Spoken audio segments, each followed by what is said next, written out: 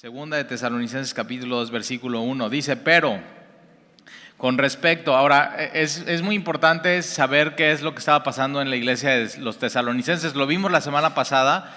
Es una iglesia donde hay tribulación, pruebas y persecución. Y lo que Pablo hace en el primer capítulo es animar a la iglesia. Ora por ellos, les dice cuál es la actitud correcta cuando la iglesia está pasando en medio de pruebas, de dificultades, de persecución y de opresión. Ahora, los tesalonicenses estaban viviendo una persecución que no había parado desde que Pablo planta la iglesia en Tesalónica. Pablo llega a Tesalónica, empieza a predicar el evangelio, está 3 semanas ahí enseñando y predicando, y de ahí de un día para otro tiene que salir de la ciudad por la persecución tan grande contra él, contra Timoteo, contra él y contra Silas. Tienen que salir a la ciudad de Berea, huyendo de la oposición, y los de Tesalónica se enteran que huyeron y que fueron a Berea y los persiguen y van hasta perseguirlos hasta Berea por ellos, y de ahí tienen que huir a Atenas, y Pablo de ahí tiene que salir a Corinto. Entonces, desde que empieza esta iglesia, es una iglesia que empieza con pruebas y con persecución y con tribulaciones. Y entonces lo que pasa en el capítulo 2 es que Pablo les va a aclarar algo muy importante. Acuérdate, Pablo está en contacto con ellos, y en ese tiempo pues no había WhatsApp, el pastor no es, no, pues ahí me platicas cómo vas, me mandas un WhatsApp. No había eso, no había Twitter, no había noticias, no había un periódico que estuviera saliendo todas las semanas. Entonces Pablo, lo que está pasando es que está recibiendo desde Tesalónica, que es la zona de Acaya, y de Macedonia, que es Europa para nosotros hoy, y que es Grecia. Está recibiendo Pablo las noticias que van desde Tesalónica hasta donde está él en Corinto. Y simplemente está recibiendo noticias, y está recibiendo también preguntas y dudas que de pronto los de Tesalónica tenían. Y entonces una de las cosas que contesta el capítulo 2 es: los de Tesalónica están viviendo pruebas tan difíciles y persecuciones tan duras y tribulaciones en su vida que ellos piensan que están en la gran tribulación. Ahora, la Biblia enseña eso, que hay la Biblia enseña que Jesús, en este mundo tendrán tribulación. Ahora, esa tribulación viene del mundo, viene de gente que te persigue, que se entera que eres cristiano, y que simplemente, a veces no es nada personal contigo, sino simplemente el hecho de que seas diferente, que pienses diferente, que creas en Dios, que creas en la Biblia, que creas en Jesús. Eso hace, cortocircuito y hay persecución. Y siempre la iglesia ha sido perseguida por tener y pararse en la doctrina de los apóstoles. Pero hay otra tribulación que la Biblia enseña, que esa no viene del mundo, no viene de Satanás, no viene del mundo, sino viene de Dios. Y esa es la gran tribulación. Lo enseña Jesús en Mateo capítulo 24, lo vimos en Primera de Tesalonicenses, lo puedes ver en Apocalipsis. Y esa gran tribulación es una etapa en la historia de la humanidad que va a durar por 7 años.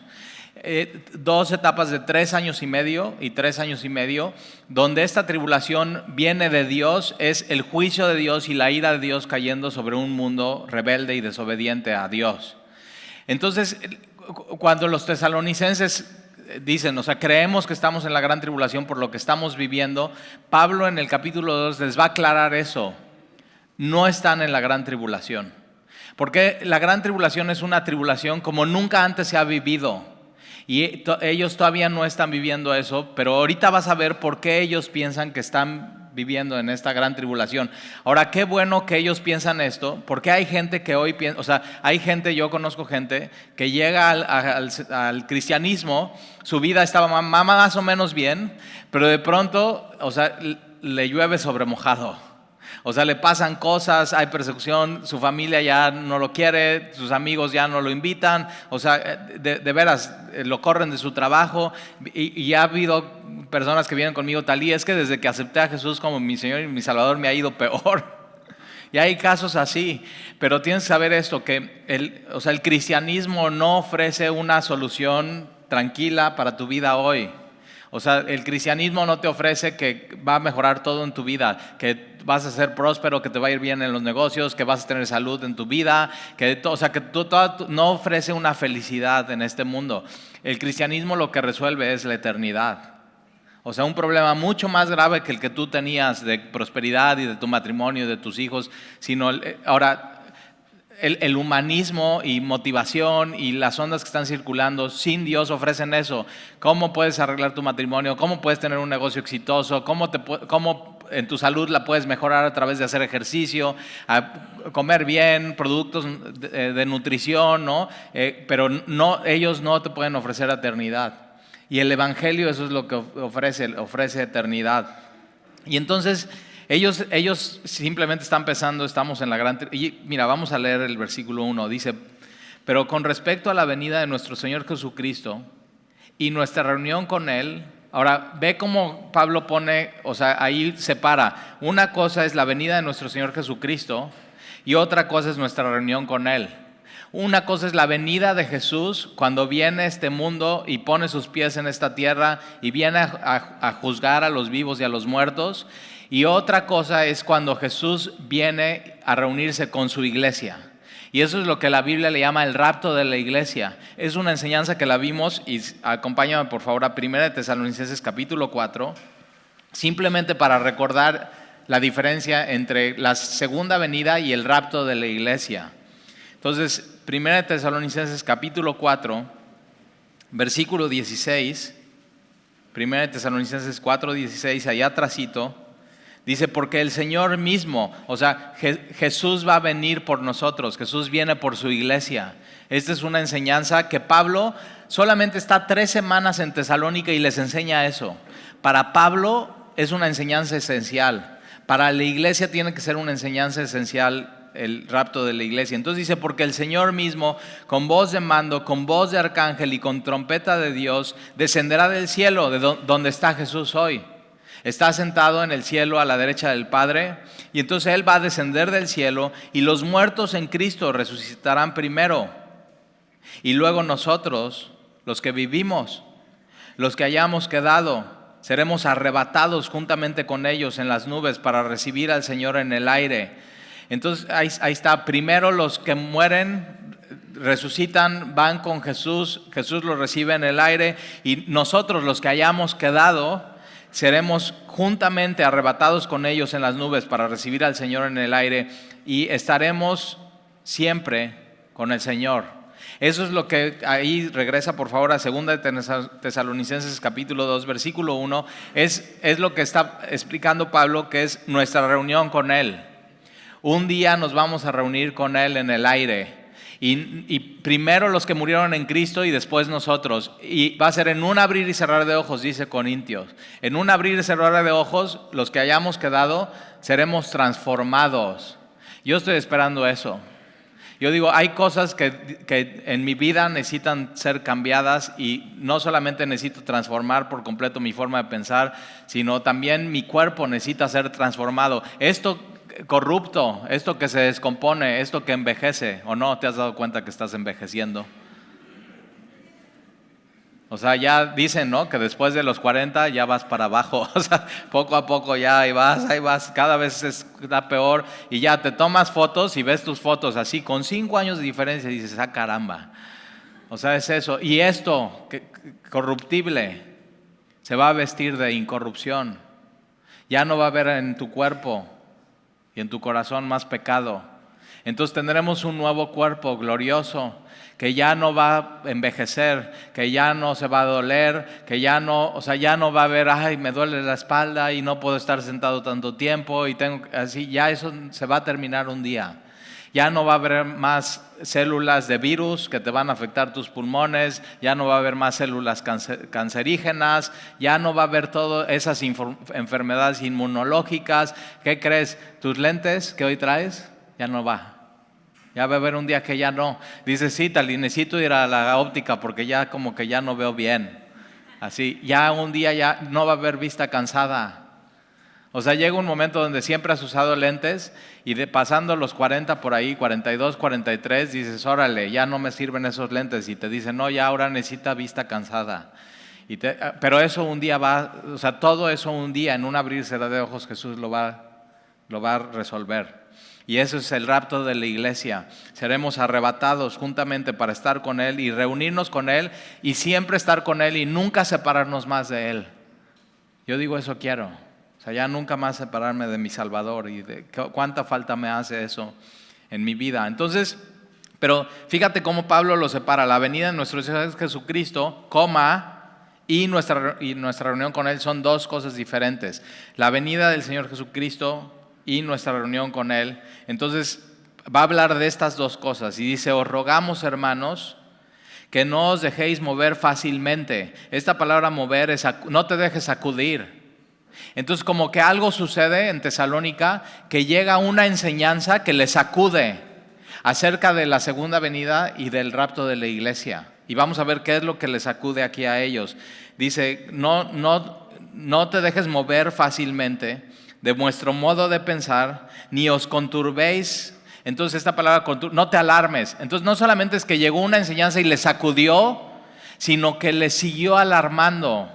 Es decir, antes de dormir ellos están preocupados por esto. Ahora, ¿cuál es la enseñanza que llegó? Es que ya ellos creían que ya estaban en la gran tribulación. Ahora, si la Biblia enseña claramente que antes de la gran tribulación viene el arrebatamiento, el rapto de la iglesia. Entonces piensa lo que ellos están pensando. Si ya estamos en la gran tribulación, nos perdimos el rapto de la iglesia. Y eso les mueve, y eso les alarma, y no los deja estar en paz. Y esa información le llega al apóstol Pablo, y Pablo se toma todo un capítulo, es el capítulo 2, para aclararles estas cosas. Y qué bueno que les aclara, porque entonces como que a nosotros también, cuando no tenemos claro la diferencia entre el rapto de la iglesia, la segunda venida, la gran tribulación, nos aclara y nos deja tranquilos, y qué bueno que ellos preguntaron esto para que nosotros podamos entenderlo mejor. Entonces no te dejes mover fácilmente de vuestro modo de pensar, ni os conturbéis, no te alarmes, ni por espíritu, ni por palabra, ni por carta. Entonces, ni por espíritu es el don de profecía. Entonces, que nadie venga a profetizarte con don de profecía algo diferente a lo que es la enseñanza bíblica. Entonces, posiblemente llega alguien diciendo: el Señor dice que ya están en la gran tribulación. Eso les sacude y les alarma. Entonces, por espíritu, por palabra, por ejemplo, esta es la idea de que no, pues es que Pablo dice que ya están tesalonicenses en la gran tribulación. O por carta. Entonces lo que vemos aquí es que en la época de la iglesia y en la época de los tesalonicenses todo era por carta, por epístola, y de pronto hay unas cartas y unas epístolas falsificadas como si fueran de parte de Pablo, pero no era de parte de Pablo. Y por eso en segunda de Tesalonicenses, Pablo al final dice: yo estoy agarrando esta carta y con mi puño y letra le estoy escribiendo, estoy autentificando. Esta sí es verdad. Lo que ustedes recibieron no fue verdad. Lo que les movió y les sacudió y no les dio paz y los dejó alarmados, eso no viene de mí. No es una doctrina apostólica. Y entonces no te dejes mover fácilmente de vuestro modo de pensar, ni os conturbéis, ni por espíritu, ni por palabra, ni por carta, como si fuera nuestra, en el sentido de que el día del Señor está cerca.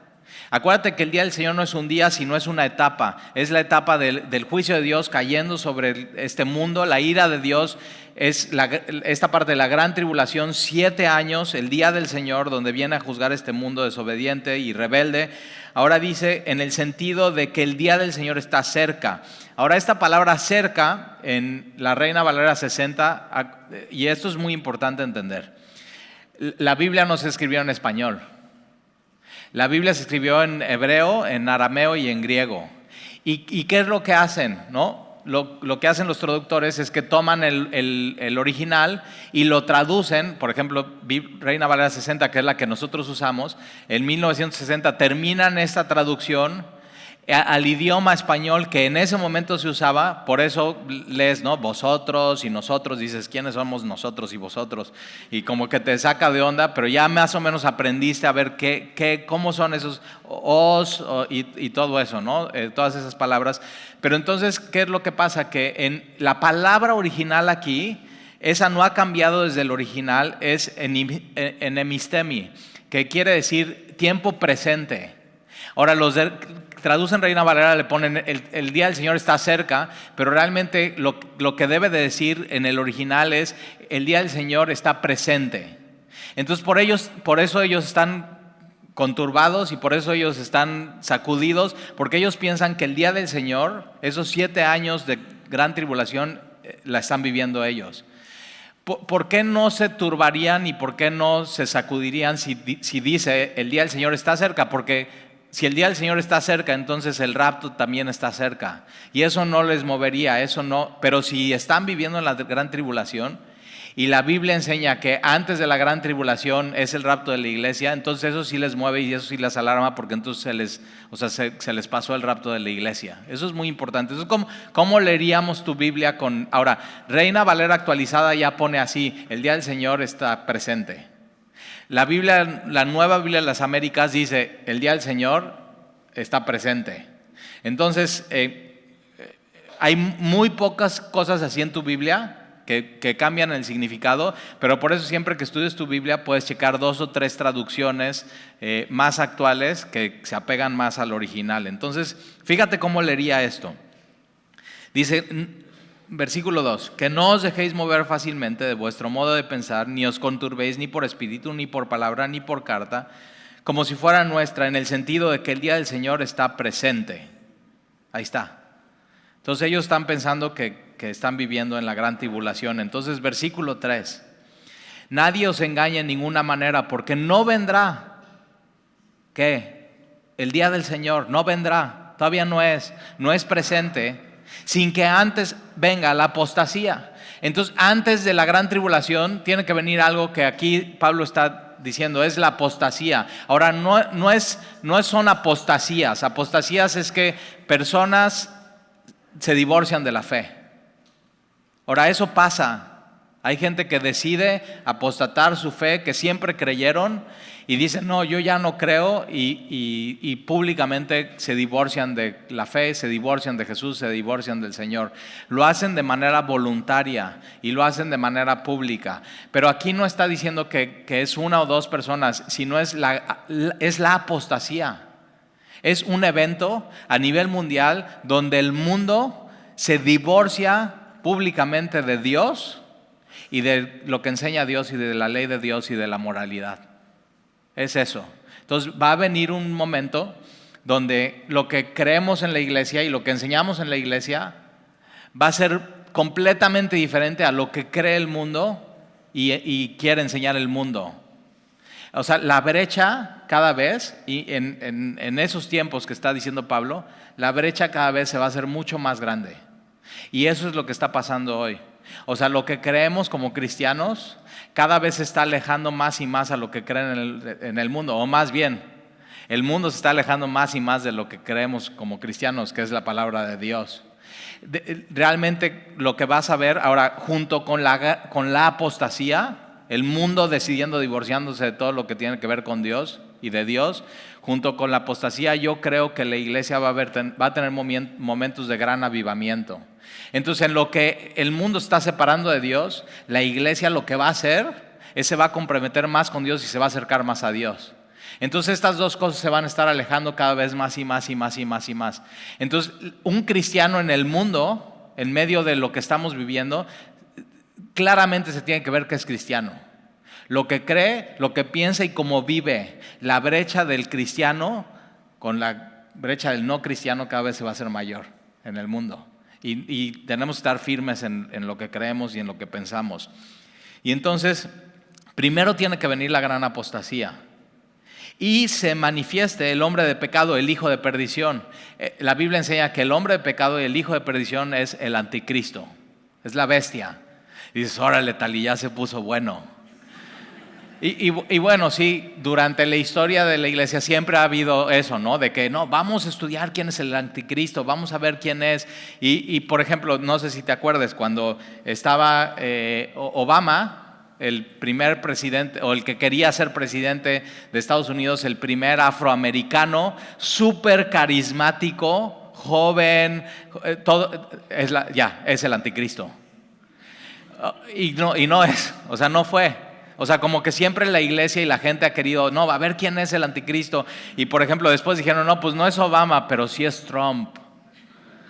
Y Trump hizo ciertas cosas. Por ejemplo, una de las cosas que Trump hizo es que la embajada de Jerusalén en Israel estaba en Tel Aviv y él tomó una posición y decidió poner la embajada en Jerusalén. Entonces todos están, no, seguramente es Trump el anticristo. Y pues ya vimos que no es, ¿verdad? O sea, pero es todo su dinero, todo su poder, todo lo que él representaba. Por ejemplo, otro que yo escuché, ¿no? Que ya es el anticristo, es el presidente, el primer ministro de Canadá, Trudeau, ¿no? Y entonces lo ves súper joven, súper carismático, con posiciones completamente liberales y contrarias a lo que la iglesia cree y piensa, ¿no? Y ahorita en medio de la pandemia se vio claramente su posición, pero ¿qué crees? No es. Ahora, no, Talí, es Vladimir Putin. Ahora, nosotros como iglesia no vamos a ver al anticristo. Nosotros no estamos esperando al anticristo, nosotros estamos esperando a Jesucristo. Y nos vamos a reunir con Él. Y entonces nosotros queremos conocer, no al anticristo, no queremos conocer de Él, queremos conocer a Jesucristo y queremos conocerlo más y más a Él. Ese es el anhelo de la iglesia. No estamos esperando al anticristo, estamos esperando a Jesucristo. Pero ahora imagínate que, o sea, nosotros ya, aquí ven la gran apostasía, se levanta el hombre de pecado. Fíjate cómo dice, y el hijo de perdición. El hijo de perdición se puede traducir el hijo de destrucción. ¿Por qué? Porque va a llevar al mundo a destrucción. O sea, los que sigan al anticristo van a ir hacia destrucción. Pero no solamente eso, sino que el fin del anticristo va a ser destrucción, va a ser destruido. Ahorita vamos a leer cómo va a ser destruido. Ahora, tú y yo ya no vamos a estar ahí. Tú y yo vamos a estar con el Señor Jesús. Pero hay gente que tiene ministerios que en Israel y en Jerusalén está escondiendo Biblias. En la ciudad de Petra, ¿has visto estas fotos hermosas de Petra? Es una ciudad que está como en piedras y hay cuevas. Bueno, han escondido Biblias ahí. ¿Para qué? Para que cuando la iglesia ya se vaya y ya no esté y empiece la gran apostasía y empiece la gran tribulación y la gente se tenga que ir a esconder, puede ver una Biblia y pueda leer Mateo capítulo 24, primera y segunda de Tesalonicenses y Apocalipsis y se dé cuenta que la Biblia es la palabra de Dios y que Jesús es el único Salvador y Dios todavía en esa época va a salvar gente. O sea, nada más, ve eso, increíble. Y entonces es el hijo de perdición. Al final, ahora fíjate, no es Satanás, ahorita lo vamos a ver. El anticristo no es Satanás y no se va a presentar como alguien que se opone a Cristo, sino alguien que quiere ser como Cristo. Pero al final, en vez de llevar a la gente a salvación, que es lo que hace Jesucristo, el Hijo de Dios, el Mesías verdadero, quien siga al anticristo va a llevar a la gente a destrucción total. Entonces, completamente opuesto el anticristo a Jesucristo, pero nosotros estamos esperando a Jesucristo. Versículo 4. El cual se opone, el anticristo, y se levanta contra todo lo que se llama Dios. O sea, totalmente en contra de Dios, se levanta contra todo lo que se llama Dios. ¿No cada vez ves un mundo así? O sea, todo lo que tenga que ver con Dios, todo lo que tenga que ver con moral, todo lo que tenga que ver con la Biblia, la gente el mundo no quiere eso. O sea, es anticuado, es aburrido, no queremos nada que tener que ver con Dios. Y entonces el anticristo se opone y se levanta contra todo lo que se llama Dios objeto de culto, tanto que se sienta en el templo de Dios como Dios, haciéndose pasar con Dios. Ese es el anticristo, se hace pasar por Dios. Es tremendo y va a engañar a gente. Y ahora dice, se sienta en el templo. Ahora, esta palabra templo aquí no es en el atrio del templo, no es en la explanada del templo, no es en el lugar santo, sino se va a sentar en el lugar santísimo, donde solamente una vez al año podría entrar el sumo sacerdote y con sangre para rociar el arca del pacto, el trono de la gracia. para encontrar perdón. Y ahí es donde se va a sentar el anticristo. Ahora, ¿qué crees? Tenemos un problema. No hay templo. O sea, en el año 70 Jesús profetizó: no quedará piedra sobre piedra. En el año 70 el templo es destruido. ¿Por qué? Porque el templo ya se había convertido en un ídolo. Y no queda piedra sobre piedra. Tú vas hoy a Jerusalén y puedes ver un muro que se llama el Muro de los Lamentos y difícilmente puedes subir a la explanada. ¿Por qué? Porque es de los musulmanes. Y no hay un templo, hay una mezquita donde se adora a Alá y están los musulmanes. Y de pronto te pueden dejar entrar. Los judíos ortodoxos no pisan y no entran en la explanada del templo porque están esperando que haya las cenizas de la becerra roja para que puedan ser purificados y puedan entrar al templo. Ahora, ¿qué caso entrar a la explanada del templo si no hay templo? Y eso es lo que está sucediendo hoy. No hay templo. Pero ¿qué crees? Hay un lugar en Jerusalén que se llama el Museo del Templo, donde ya está todo listo para preparar el templo. Entonces, lo que viene para que puedan suceder estas cosas va a ser la reconstrucción de un templo en Jerusalén. Y entonces en el Museo del Templo ya tienen el arca del pacto, toda chapeada con oro y con sus querubines y con su base. Ya tienen las vestiduras de los sacerdotes, ya tienen las becerras rojas listas ya tienen un altar. ¿Qué crees? Ya tienen las vestiduras sacerdotales y ya tienen a los sacerdotes que con ADN pueden saber que vienen de la tribu de Leví. Y estos son los sacerdotes del linaje y ya van a poder ministrar. Pero entonces, ya está el territorio, ya está la explanada, hay una mezquita, ya está el altar, ya está el arca, ya están. Ahora, ya hay dinero, ya está el dinero para levantar el templo y ya hay empresas listas de construcción. ¿En cuánto tiempo te gusta que puedan levantar una obra así? Hoy con la tecnología que hay. En tiempos de Jesús porque tienes el templo de Salomón, después tienes el templo que Esdras restaura, después tienes el templo de Herodes, ¿no? Que se tardaron muchísimo en hacer. ¿Cuánto tiempo te gusta que puedan levantar un templo hoy con la tecnología que tenemos de construcción? Rápido. Pero ¿qué falta entonces? El anticristo que venga, es una persona carismática que va a venir a que se pongan de acuerdo, paz entre los judíos y los musulmanes, y que arreglen el asunto y que puedan decir: ok, vamos a levantar el templo. Pero eso ya no lo vas a ver tú, pero eso va a suceder, eso va a suceder, va a haber un templo. Y entonces se sienta en el templo de Dios como Dios, haciéndose pasar por Dios.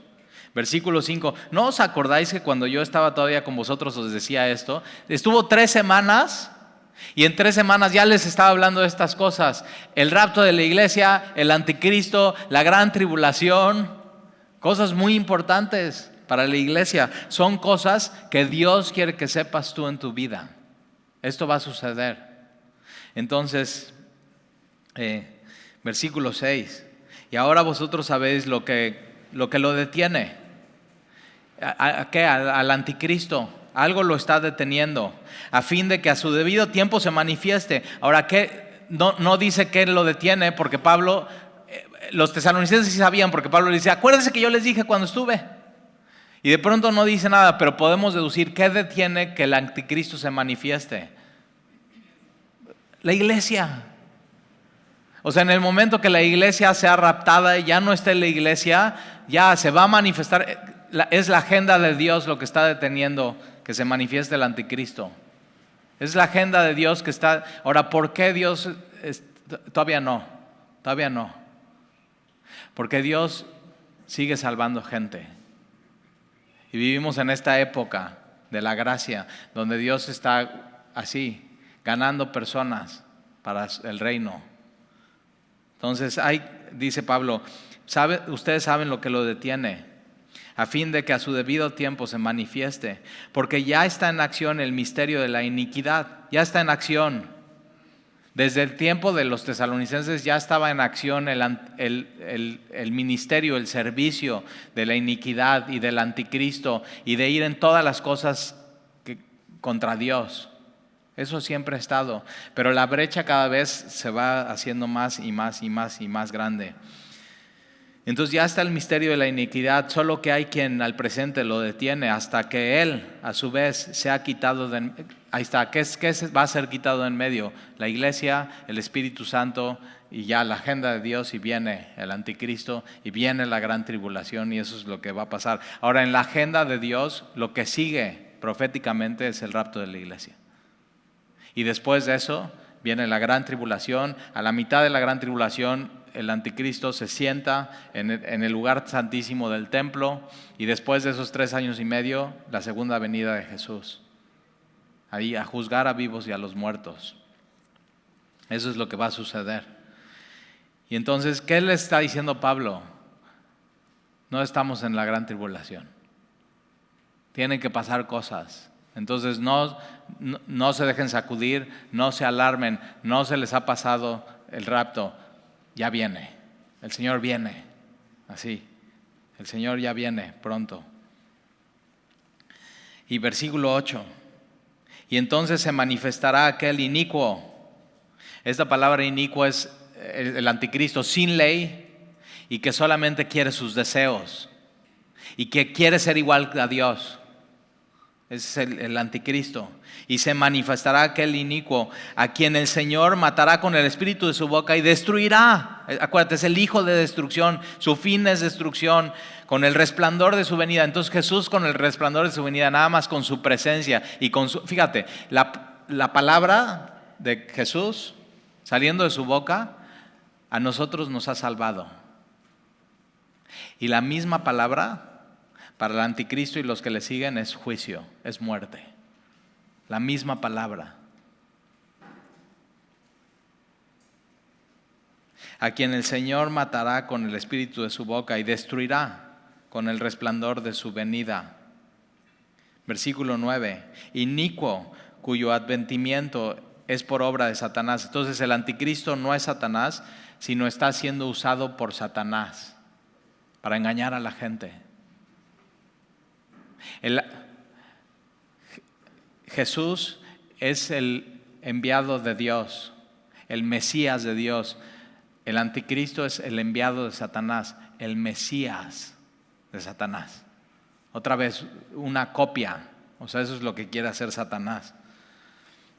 Y mira cómo va a venir, versículo 9, inicuo cuyo advenimiento es por obra de Satanás, con gran poder y señales y prodigios. Pero dice mentirosos. ¿Cómo vino Jesús a este mundo? Con gran poder, con señales y prodigios, pero con la verdad. Y la copia, o sea, y tú sabes, siempre que hay algo bueno y auténtico, hay una copia. O sea, salen los tenis Nike nuevos y están muy re buenos. ¿Y qué es lo que hacen los que falsifican? No toman lo chafa, ¿verdad? Toman lo bueno y lo quieren hacer igual y lo falsifican y quieren engañar. Y eso será el anticristo, es un engaño. Entonces, ve qué importante es la verdad en nuestras vidas. Ve qué importante que podamos distinguir entre la verdad y lo falso. En este mundo lo que hay en el ambiente es puras falsas noticias. Y tú por eso necesitas, y por eso el mundo está tan confundido. Y por eso la brecha entre el cristiano y el no cristiano cada vez se abre más.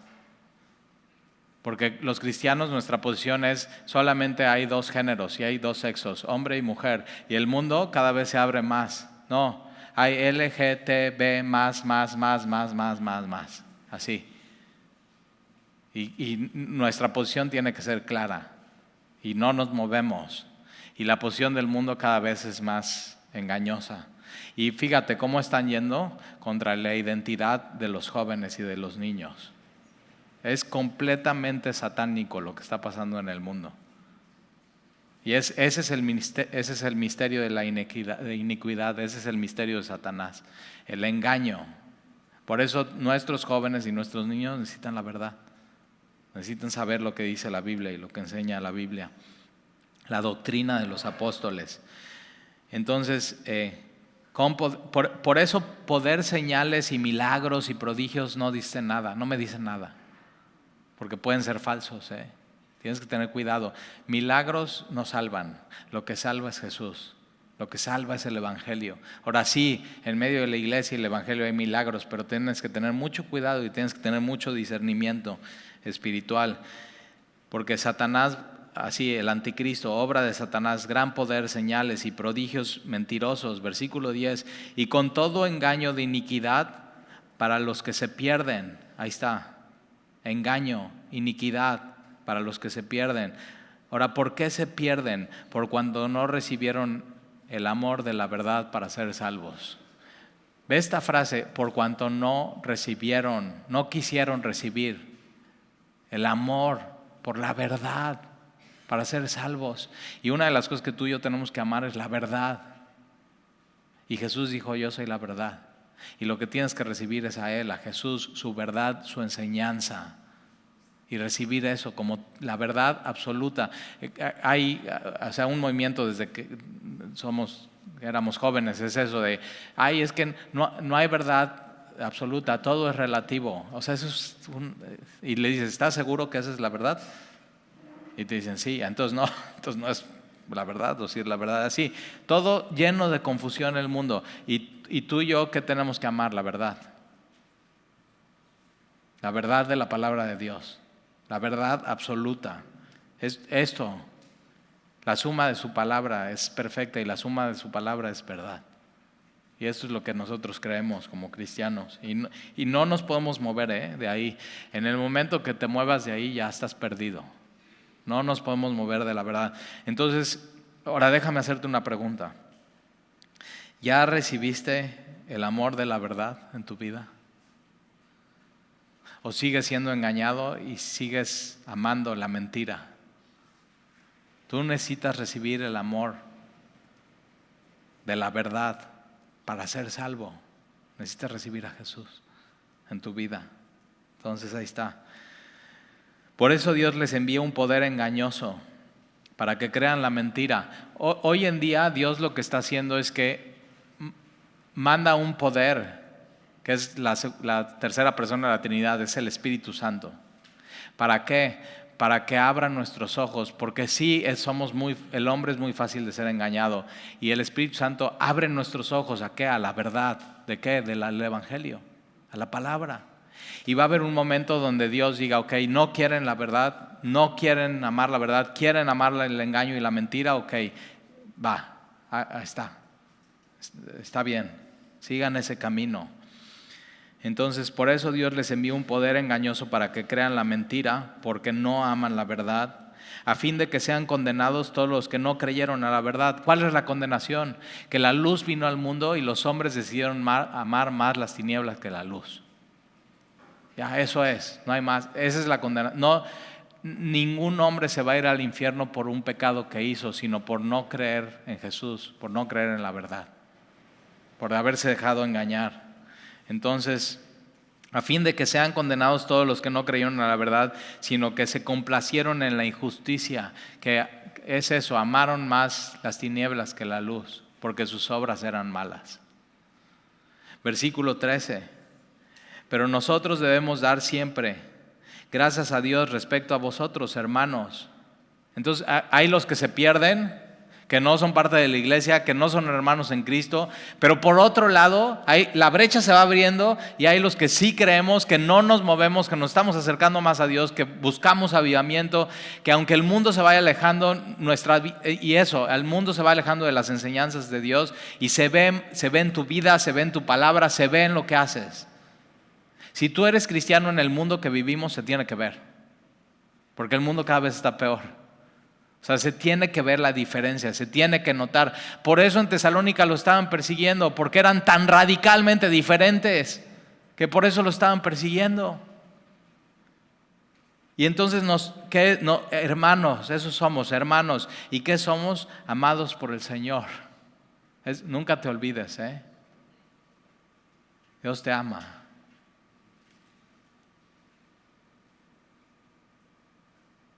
Amados por el Señor, de que Dios os haya escogido, Desde el principio. Dios te escogió desde el principio. ¿Cuándo es el principio? Antes del Génesis 1:1. Desde antes de Génesis 1:1 dijo, tú eres mío. Desde antes de que pudieras hacer cualquier buena obra. Por eso no es por obras, ¿te das cuenta? Él te escogió desde antes de la fundación del mundo.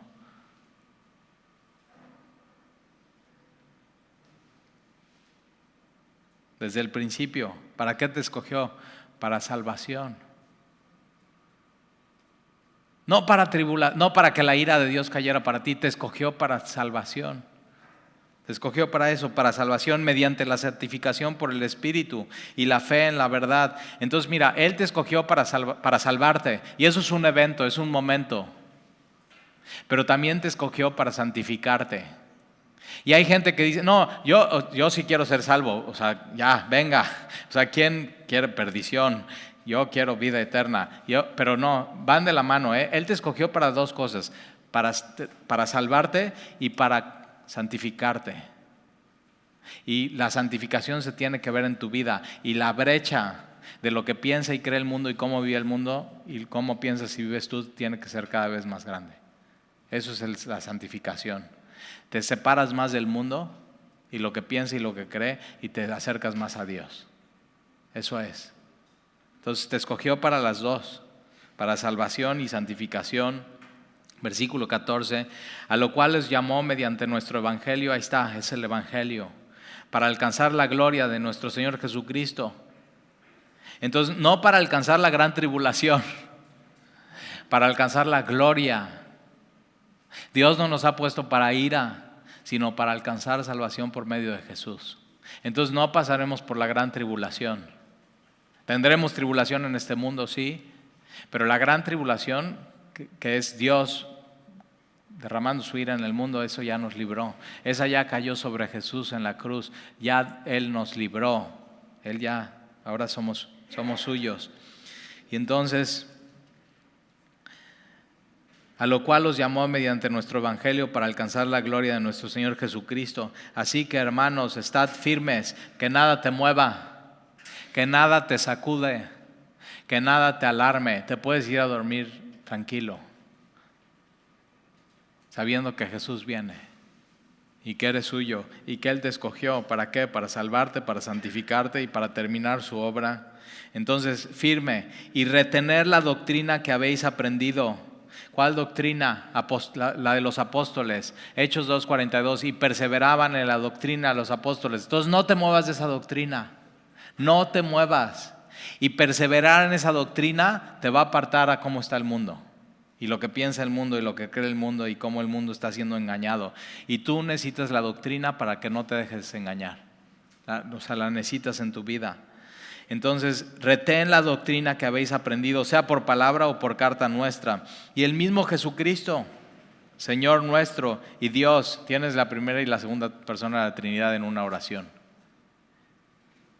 Y el mismo Jesucristo, Señor nuestro y Dios nuestro, Padre, el cual nos amó. Fíjate, ¿cuándo te amó? Él nos amó, pasado, pero continuo, y te amó y te sigue amando. Entonces chécate, si Él te amó desde antes de la fundación del mundo y te escogió, no puedes hacer nada para que te ame más, ya te amó. Ya. Pero tampoco puedes hacer algo para que te ame menos, ya te amó. Ya pasó, ya sucedió. Entonces, ¿descansa en qué? En su amor.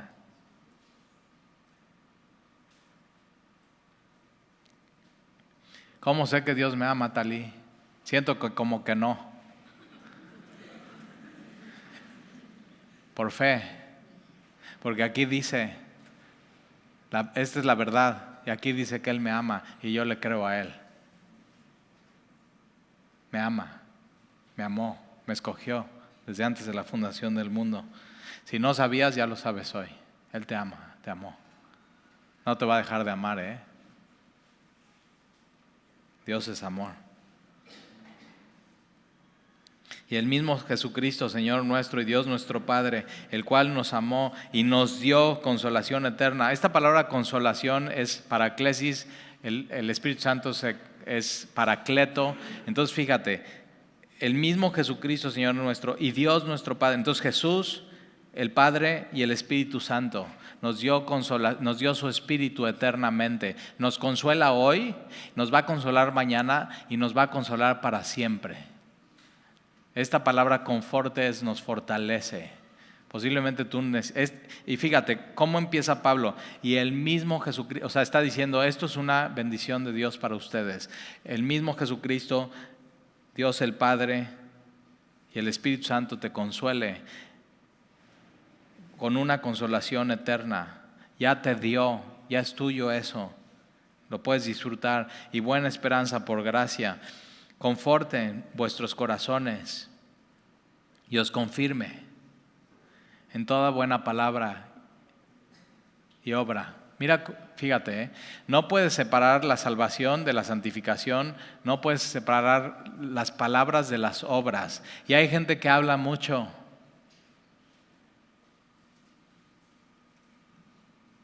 Y no hace nada. Y el cristianismo, hablas de Jesús, hablas con Jesús, compartes y enseñas de Jesús, pero en tu vida aplicas lo que dice la Biblia, lo haces. Y eso es lo que te aparta por completo del mundo. Y la brecha cada vez se está abriendo más y más. El cristiano hoy en el mundo se tiene que ver que es cristiano, no solamente con lo que dice, sino con cómo vive. Eso es. Entonces, ahí está. Tesalonicenses no están en la gran tribulación, están. Ahora, ¿qué viene? Eso, el rapto de la iglesia. Después de eso van a venir 7 años de tribulación. Ya vimos qué es lo que sucede en la historia. Ya vimos que al final viene Jesús a juzgar y a los vivos y a los muertos. Pero ¿qué tenemos nosotros? Salvación. ¿Y qué tenemos que amar? La verdad. Tenemos que amar la verdad. Por eso, ¿y qué tenemos que retener? La doctrina. Es muy importante la doctrina. Es muy importante la enseñanza de los apóstoles. Y entonces, así, esto lo tienes que ser tuyo, lo tienes que retener, lo tienes que amar. Tienes que recibir la verdad en tu vida y no te dejes engañar. Hay cosas en este mundo que te quieren engañar, te quieren sacudir, te quieren mover, te quieren alarmar, y Dios quiere que vayas a dormir todos los días tranquilo y en paz. Por eso el Salmo dice, en paz me acostaré y así mismo dormiré.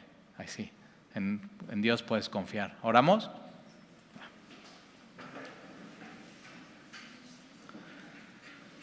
Señor, te damos gracias por tu palabra. Y tu palabra es verdad, y tu palabra nos consuela y nos fortalece y nos anima.